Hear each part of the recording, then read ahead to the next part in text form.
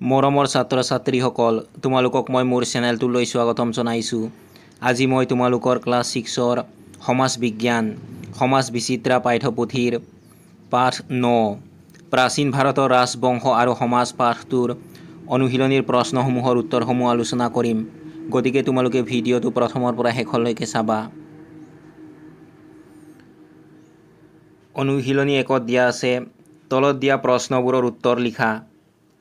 ক নম্বৰ প্ৰশ্নটো হৈছে মৌৰ্য বংশৰ প্ৰতিষ্ঠাতা কোন আছিল?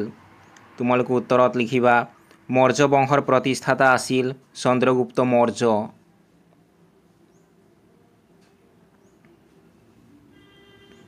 খ নম্বৰ প্ৰশ্নটো হৈছে অৰ্থশাস্ত্ৰ গ্ৰন্থখনৰ লেখক কোন?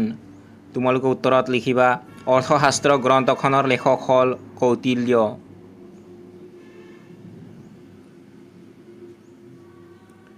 গ নম্বৰ প্ৰশ্নটো হৈছে বৰ্তমান ভাৰতৰ কোন অঞ্চলত মৌৰ্যসকলৰ ৰাজ্য অৱস্থিত আছিল? তোমালোকে উত্তৰত লিখিবা বৰ্তমানৰ উত্তৰ প্ৰদেশ, বিহাৰ, মধ্যপ্ৰদেশ, গুজৰাট, উৰিষ্যা, বাংলাদেশ আৰু পাকিস্তানৰ কিছু অংশত মৌৰ্যসকলৰ ৰাজ্য অৱস্থিত আছিল।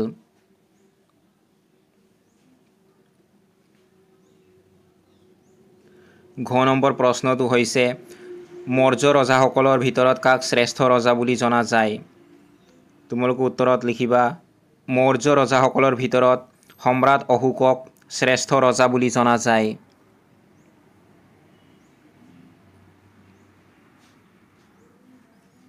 ঙ নম্বৰ প্ৰশ্নটো হৈছে শুঙ্গ বংশৰ প্ৰতিষ্ঠাপক কোন? তোমালোকে উত্তৰত লিখিবা শুঙ্গ বংশৰ প্ৰতিষ্ঠাপক আছিল পুষ্যমিত্ৰ শুঙ্গ।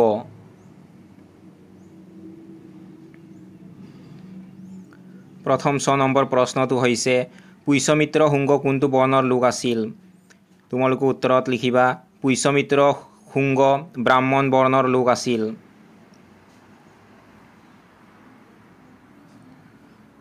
দ্বিতীয় প্ৰশ্নটো হৈছে গুপ্ত বংশৰ প্ৰতিষ্ঠাপক কোন? তোমালোকে উত্তৰত লিখিবা গুপ্ত বংশৰ প্ৰতিষ্ঠাপক আছিল শ্ৰীগুপ্ত।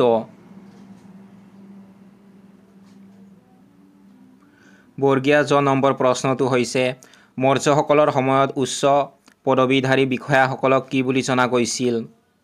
তোমালোকে উত্তৰত লিখিবা মৌৰ্যসকলৰ সময়ত উচ্চ পদবীধাৰী বিষয়াসকলক অমাত্য বুলি জনা গৈছিল।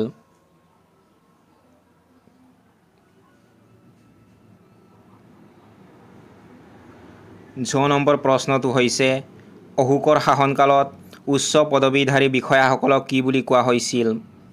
তোমালোকে উত্তৰত লিখিবা অশোকৰ শাসনকালত উচ্চ পদবীধাৰী বিষয়াসকলক মহামন্ত্ৰী বুলি কোৱা হৈছিল।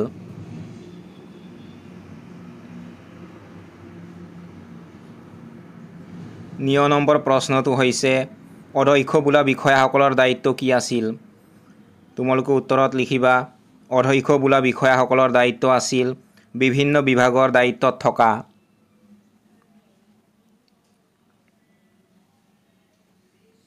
মূৰ্ধনীয়া ত নম্বৰ প্ৰশ্নটো হৈছে মৌৰ্যসকলৰ সময়ৰ প্ৰধান বৰ্ণকেইটা কি আছিল? তোমালোকে উত্তৰত লিখিবা মৌৰ্যসকলৰ সময়ৰ প্ৰধান বৰ্ণকেইটা আছিল ব্ৰাহ্মণ, ক্ষত্ৰিয়, বৈশ্য আৰু শূদ্ৰ।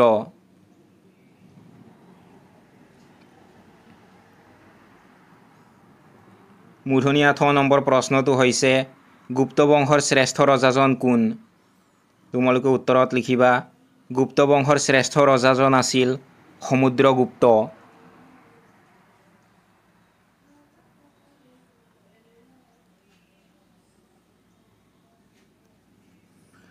অনুশীলনী 2 দিয়া আছে তলত দিয়া প্ৰশ্নবোৰৰ উত্তৰ লিখা।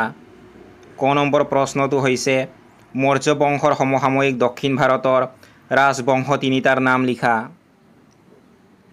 তোমালোকে উত্তৰত লিখিবা মৌৰ্য বংশৰ সমসাময়িক দক্ষিণ ভাৰতৰ তিনিটা ৰাজবংশ হ'ল পাণ্ড্য, চোল আৰু চেৰাসকল।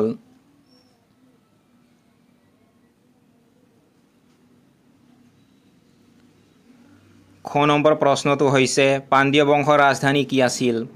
তোমালোকে উত্তৰত লিখিবা পাণ্ড্য বংশৰ ৰাজধানী আছিল মাদুৰাই।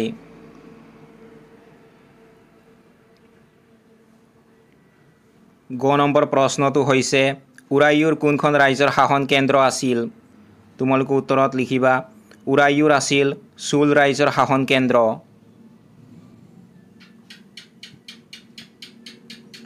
ঘ নম্বৰ প্ৰশ্নটো হৈছে চেৰাসকলৰ অঞ্চলটো কি বুলি জনা গৈছিল?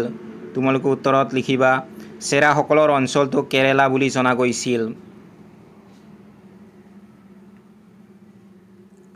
ঙ নম্বৰ প্ৰশ্নটো হৈছে কাক অন্ধ্ৰ বুলি জনা গৈছিল? তোমালোকে উত্তৰত লিখিবা সাতবাহনসকলক অন্ধ্ৰ বুলি জনা গৈছিল।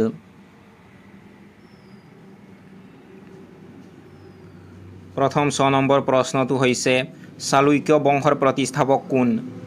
তোমালোকে উত্তৰত লিখিবা চালুক্য বংশৰ প্ৰতিষ্ঠাপক আছিল প্ৰথম পুলকেশী।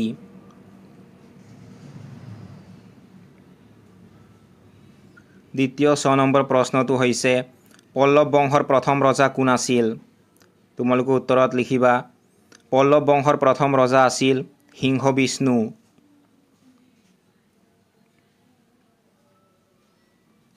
বৰ্গীয়া জ নম্বৰ প্ৰশ্নটো হৈছে কাঞ্চীপুৰম কাৰ ৰাজধানী আছিল? তোমালোকে উত্তৰত লিখিবা কাঞ্চীপুৰম আছিল পল্লৱ শাসকসকলৰ ৰাজধানী।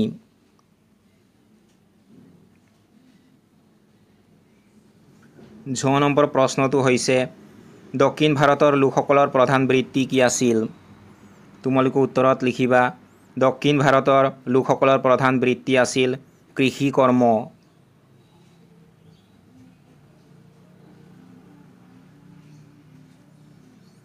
অনুশীলনী 3ত দিয়া আছে তলত দিয়া প্ৰশ্নবোৰৰ উত্তৰ লিখা।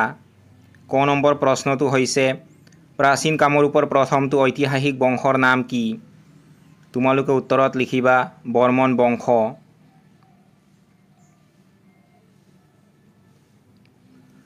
খ নম্বৰ প্ৰশ্নটো হৈছে কোনজন কামৰূপৰ ৰজাই ভাস্কৰাব্দ নামৰ নতুন চনৰ প্ৰৱৰ্তন কৰিছিল? তোমালোকে উত্তৰত লিখিবা ভাস্কৰ বৰ্মন। গ নম্বৰ প্ৰশ্নটো হৈছে বৰ্মন বংশৰ শ্ৰেষ্ঠ ৰজা কোন আছিল? তোমালোকে উত্তৰত লিখিবা ভাস্কৰ বৰ্মন।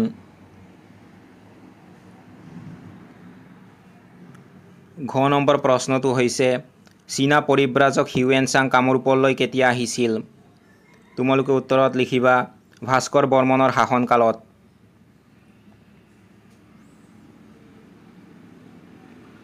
ঙ নম্বৰ প্ৰশ্নটো হৈছে বিষয় বুলিলে কি বুজা? তোমালোকে উত্তৰত লিখিবা প্ৰাচীন কামৰূপৰ শাসন ব্যৱস্থাত ৰাজ্যখনক বিভিন্ন প্ৰশাসনিক গোটত বিভক্ত কৰা হৈছিল। এই গোটসমূহক বিষয় বুলি জনা গৈছিল।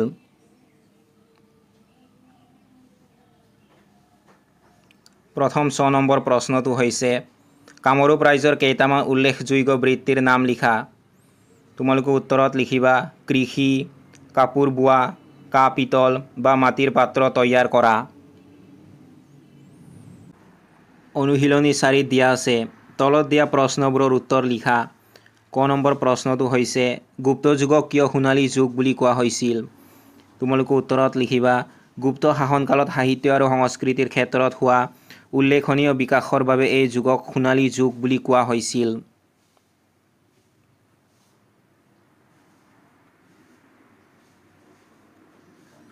খ নম্বৰ প্ৰশ্নটো হৈছে কালিদাসে লিখা 3খন নাটকৰ নাম লিখা। তোমালোকে উত্তৰত লিখিবা কালিদাসে লিখা 3খন নাটকৰ নাম হ'ল অভিজ্ঞান শকুন্তলম, মালবিকাগ্নিমিত্ৰম, বিক্ৰমোৰ্বশীয়ম। গ নম্বৰ প্ৰশ্নটো হৈছে বৰ্তমানৰ নাম প্ৰয়াগৰাজ প্ৰশস্তিৰ লেখক কোন আছিল? তোমালোকে উত্তৰত লিখিবা বৰ্তমানৰ নাম প্ৰয়াগৰাজ প্ৰশস্তিৰ লেখক আছিল হৰি সেন।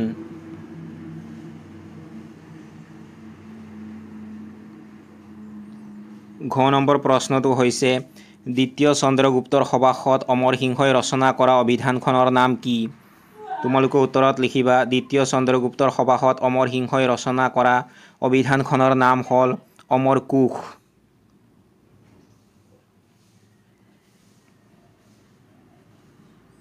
ঙ নম্বৰ প্ৰশ্নটো হৈছে দক্ষিণ ভাৰতত কি কি ভাষাত নাটক, কবিতা আদি ৰচনা কৰা হৈছিল? তোমালোকে উত্তৰত লিখিবা দক্ষিণ ভাৰতত সংস্কৃত, তামিল, তেলেগু, কানাড়া আৰু মালায়ালাম আদি ভাষাত নাটক, পদ্য আৰু সাহিত্য ৰচনা কৰা হৈছিল।